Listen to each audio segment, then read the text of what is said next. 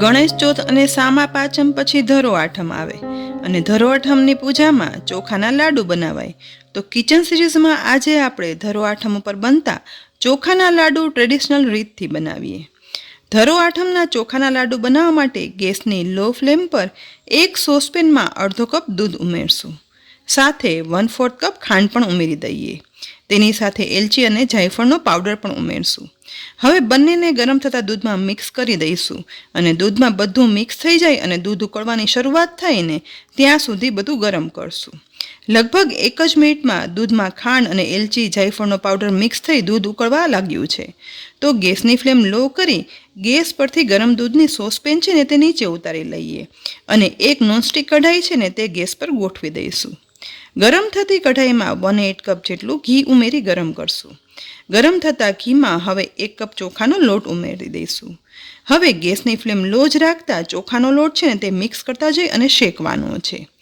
ધરો આઠમ પર આ જ રીતે ચોખાના લાડુ બનતા હોય છે અને બીજા ચોખાના લાડુ ફીણ્યા લાડુ બને છે. તે પણ ધરો આઠમ પર બનાવાય છે.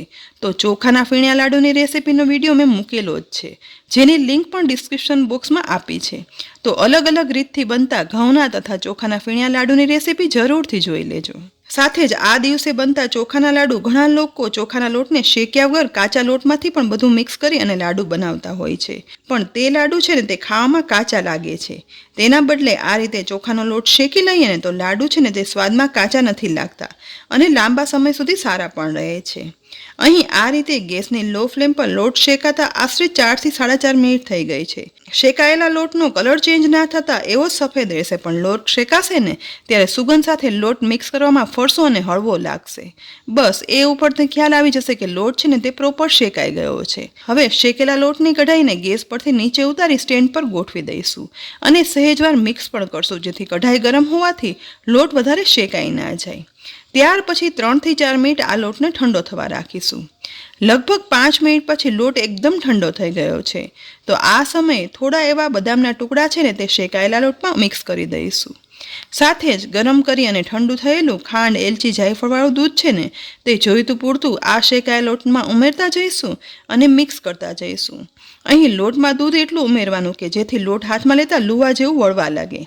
અહીં પરફેક્ટ માપથી બધી સામગ્રી લીધી છે ને માટે ગરમ થયેલું દૂધ છે ને તે લોટમાં બધું ઉમેરી દીધા પછી મિક્સ કરતા હવે જુઓ લોટ હાથ વડે વળી જાય છે. બસ લાડુ વાળવાનું મિશ્રણ તૈયાર થઈ ગયું છે.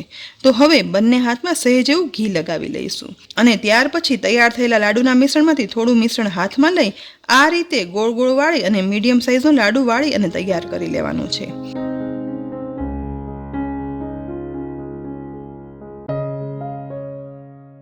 તૈયાર થયેલા લાડુને ડીશમાં ગોઠવી પણ દઈશું અને બદામની સ્લાઇસ વડે ગાર્નિશ કરશું.